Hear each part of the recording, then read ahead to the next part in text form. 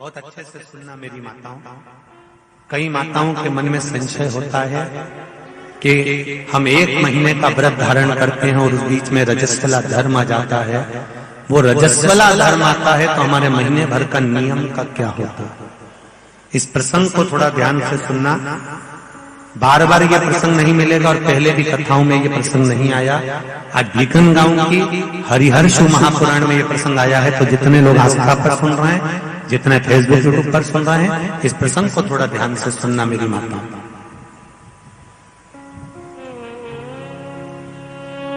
बहू ने अपने ससुर से कहा, पिताजी मैं कार्तिक के महीने के स्नान का नियम तो ले लेती हूँ। मैं कार्तिक के महीने, कोई माता कार्तिक के स्नान का नियम लेती हैं, कोई माघ महीने का स्नान का नियम लेती हैं, कोई चैत्र महीने के स्नान का नियम लेती हैं, कोई फागुन का लेती हैं, कोई बैसाख महीने के स्नान का नियम लेती हैं। कई माताओं की आदत रहती है, कई पुरुषों की आदत रहती है कि मैं 1 महीने तक कार्तिक का स्नान करूंगी। पर वो कार्तिक के स्नान में कुछ दिन ऐसे आ जाते हैं कि उसमें रजस्वला धर्म आ जाता है। अब वो रजो धर्म आ गया, रजस्वला धर्म आ गया, तो उस बीच में उसका नियम पूरा हुआ कि नहीं हुआ? उस बीच में वो 5-7 दिन जो स्नान के लिए नहीं गई, पूजन नहीं करी, तुलसी को जल नहीं चढ़ाया, शालिग्राम जी का पूजन या ठाकुर जी का श्रृंगार नहीं कर पाई, तुलसा महारानी का गीत नहीं गा पाई, तुलसी जी का गीत नहीं लगा पाई, तो उसको कार्तिक के महीने का, क्योंकि ये रजस्वला धर्म तो प्रत्येक महीने आना, नारी के लिए रजो धर्म तो हर महीने प्राप्त होना, तो हर महीने अगर रजो धर्म आना है तो कार्तिक महीने का फिर नियम पूरा कैसे हुआ? फिर नारी का नियम कैसे पूरा होगा? फिर नारी तो फिर नियम टूट गया, नियम टूट गया तो उसको कोई फल नहीं मिला। तो बहू ने अपने ससुर से कहा, एक साहूकार से, साहूकार की बहू ने कहा, ससुर जी मेरे मन के संशय को मिटा दो। मैं कार्तिक का स्नान करना चाहती हूँ और उस कार्तिक के स्नान में सबसे बड़ी अगर विघ्नता आती है तो मेरे 7 दिन 5 दिन जो रजो धर्म के जाएंगे, वो रजो धर्म में मेरा नियम टूट जाएगा। उस नियम को पूरा कैसे किया जाए?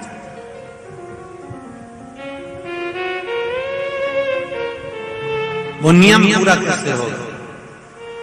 कार्तिक के महीने का स्नान करने वाले जरा ध्यान देंगे, चाहे बैसाख स्नान करें, चाहे माघ का स्नान करें, मेरी माताओं का रजो धर्म 7 दिन 1 महीने के अंदर आ ही जाता है। और आया तो वो नियम टूटा। उस नियम को पूर्ण कैसे करा जाए?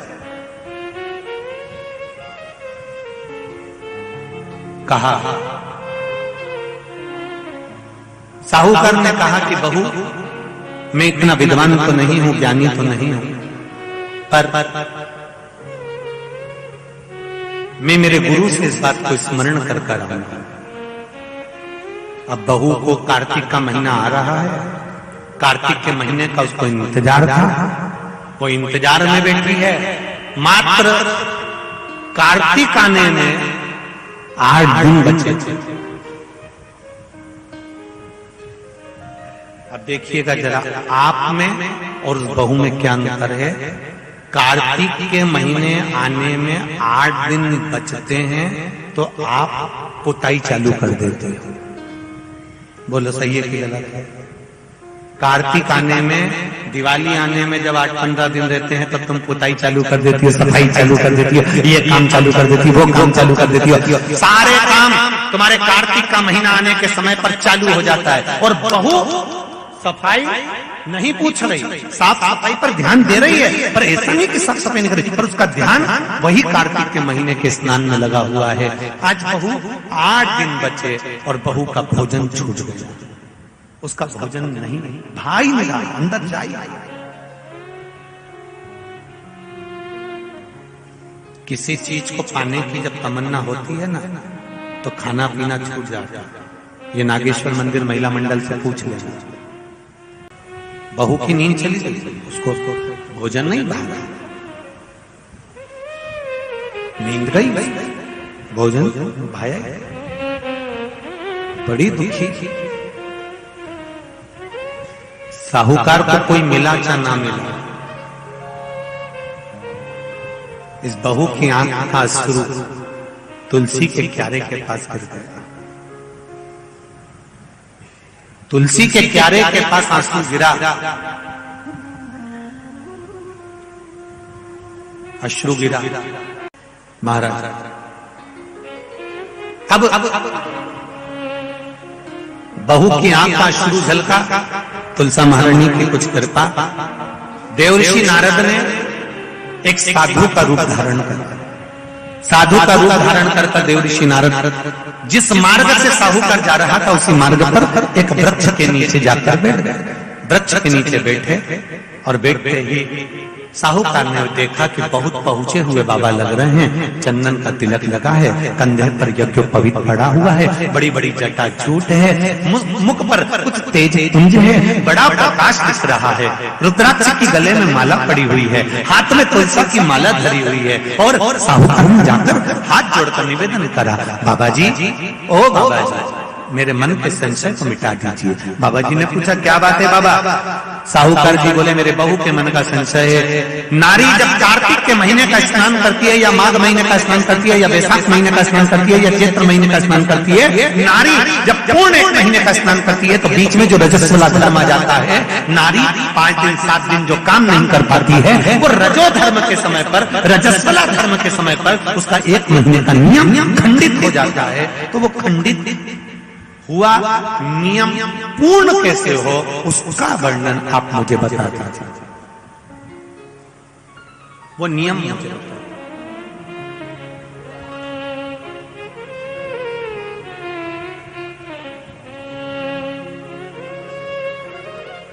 संत के रूप में बैठे हुए देवऋषि नारद, श्रीमन नारायण, श्रीमन नारायण 7 बार देवऋषि नारद ने नारायण नारायण नारायण नारायण कहा। कहने पर देवऋषि नारद ने बोला, सुनो साहूकार जी, सुबह के समय पर जब आपकी बहू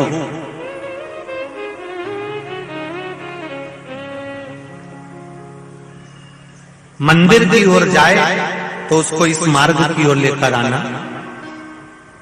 मैं आपको ज्ञान उपदेश दूंगा और वो ज्ञान उपदेश आप बहू को श्रेष्ठ दे पाए ना दे पाए, वो बहू सम्मुख में बैठकर सुनेगी तो उसको प्राप्त होगा। ये देखो वही कथा आ गई।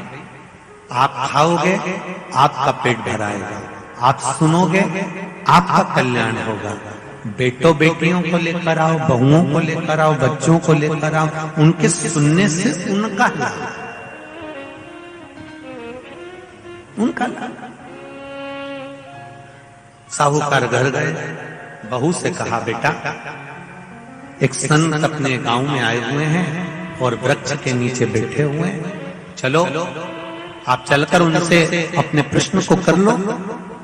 बहू ने भगवान का नाम लिया, स्मरण करती हुई बहू पहुंची और बहू ने जाकर तुरंत हाथ जोड़कर निवेदन किया, बाबा जी 1 महीने तक नारी कार्तिक का स्नान करती है, 1 महीने तक नारी माघ का स्नान करती है, 1 महीने तक नारी वैशाख का स्नान करती है, 1 महीने तक नारी चैत्र का स्नान करती है, बीच में अधिक मास का स्नान करती है। उस बीच में नारी का जो रजो धर्म आ जाता है, रजस्वला धर्म आ जाता है, उस समय पर नारी का जो करा हुआ व्रत है 1 महीने का, वो खंडित हो जाता है। उस व्रत की पूर्णता कैसे मानी जाए? तो उस समय पर देवऋषि नारद जो संत के वेश में थे, उन्होंने कहा कि बहू एक काम करो, पुत्री कार्तिक महीने के पीछे के जो 5 दिन 7 दिन पचवीगन के होते हैं, अगर नारी का रजस्वला धर्म बीच में आ जाता है तो पीछे के 5-7 दिन में से अगर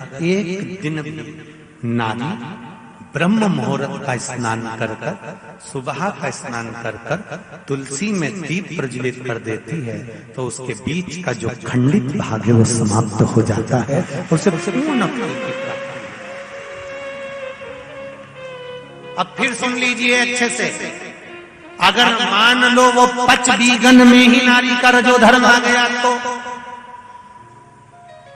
बहुत ध्यान से सुनना। ये कथा हरिहर शिव महापुराण की कथा जो भीकन गांव वालों को मिली है, संपूर्ण विश्व के कल्याण के लिए बहुत ध्यान देना। हर नारी का प्रश्न है, प्रत्येक नारी के प्रश्न ये सम्मुख में रहता है। मान लो आपने कहा कि रजो धर्म आ गया मध्य में तो आप पीछे के 5 दिन स्नान करो। वो 5 दिन में अगर रजो धर्म आ गया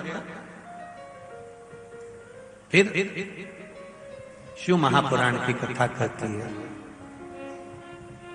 घर में रहने वाली कोई कुंवारी कन्या, घर में रहने वाला कोई पुत्र, घर में रहने वाला पति, घर में रहने वाली सास, घर में रहने वाली कोई सौभाग्यवती नारी, जेठानी, ननंद, देवरानी या घर में रहने वाला कोई पुरुष अगर बाहर स्नान करने नहीं भी जा सकता, ब्रह्म मुहूर्त में प्रातः के समय पर यदि तुलसी में एक दीप और एक संध्या के समय पर दीप लगा देता है तो भी नारी का नियम पूर्ण हो जाता है, वो नियम खंडित नहीं, वो नियम खंडित।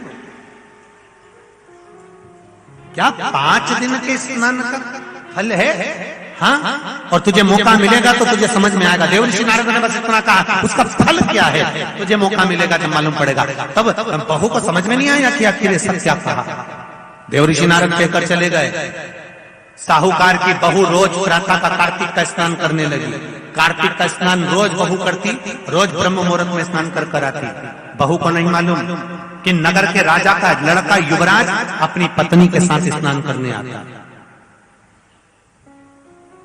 राजा और रानी भी स्नान करने आते हैं, युवराज अपनी धर्मपत्नी के साथ स्नान करने आता है।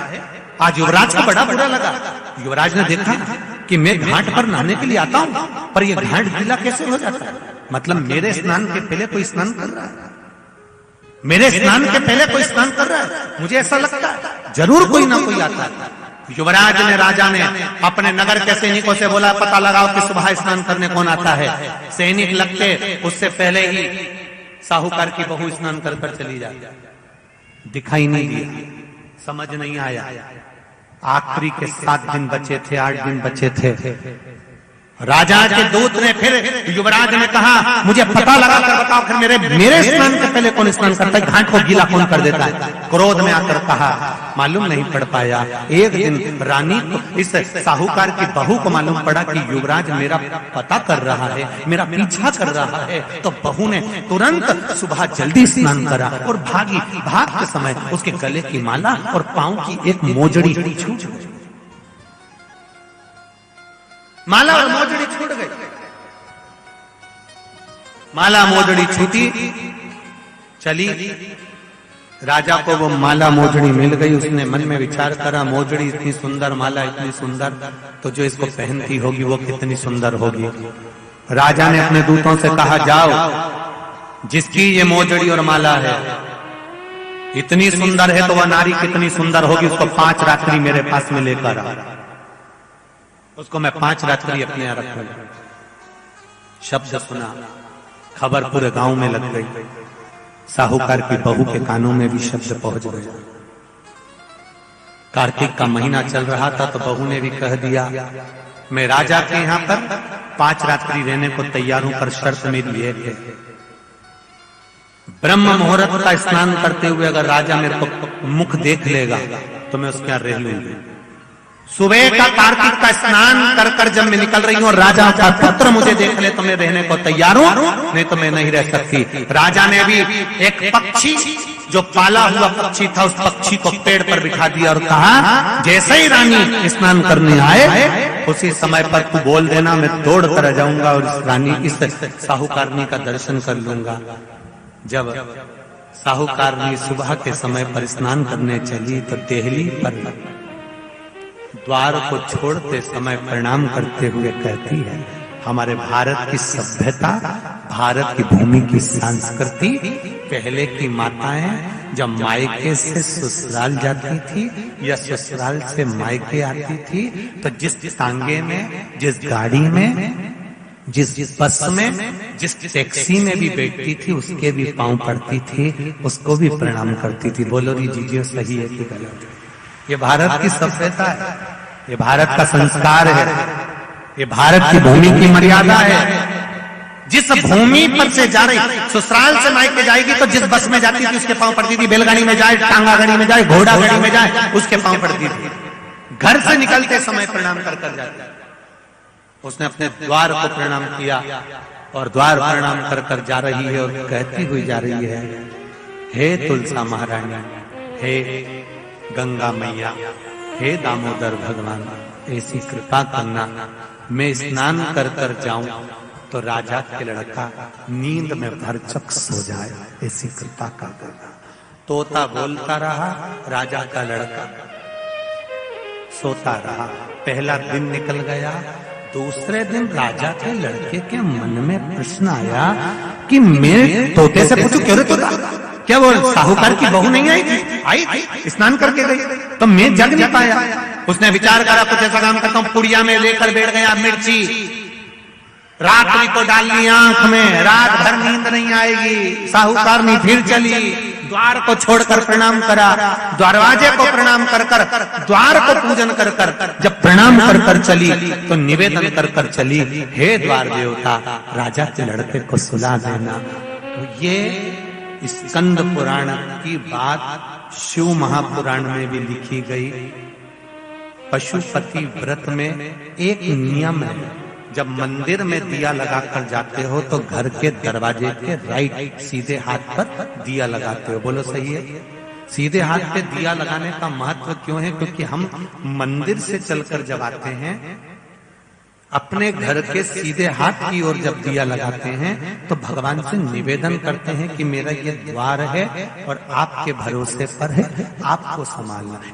दूसरे दिन उसने मिर्ची डाली राजकुमार ने, तो भी उसकी नींद लग गई। तीसरे दिन उसने अपने शरीर पर कट लगा लिया कि इसकी जलन होगी तो नींद नहीं आएगी, मालूम पड़े तो भी नींद आ गई। चौथे दिन उसने आगी जलाकर बैठ गया तो भी नींद आ गई। पांचवें दिन भी उसको नींद आ गई। 5 दिन तक उस साहूकारनी का मुख नहीं दिखा। राजकुमार घर चले गया, गुस्से में लाल हो गया, शरीर में कुछ रोग हो गया, शरीर कोड़ी हो गया, टपकने लगा, खाल गलकर गिरने लगी। राजा को चिंता लग गई, मेरा इकलौता लड़का, और उसकी शरीर की काया बिगड़ गई, उसकी काया समाप्त। साहूकार की बहू को नहीं मालूम, साहूकार की बहू तो अपनी भक्ति में, अपने स्मरण में, अपने आनंद में लगी हुई थी, उसको मतलब नहीं, वो तो अपनी अलमस्तता में, अपनी मस्ती में लगी, अपने भजन में। 5 दिन जो मिले हैं भगवान की भक्ति के, उसमें डूबी हुई है, उसे कोई मतलब। तुलसा जी का आराधना करे, तुलसी जी का पूजन करे, तुलसी जी का स्मरण करे।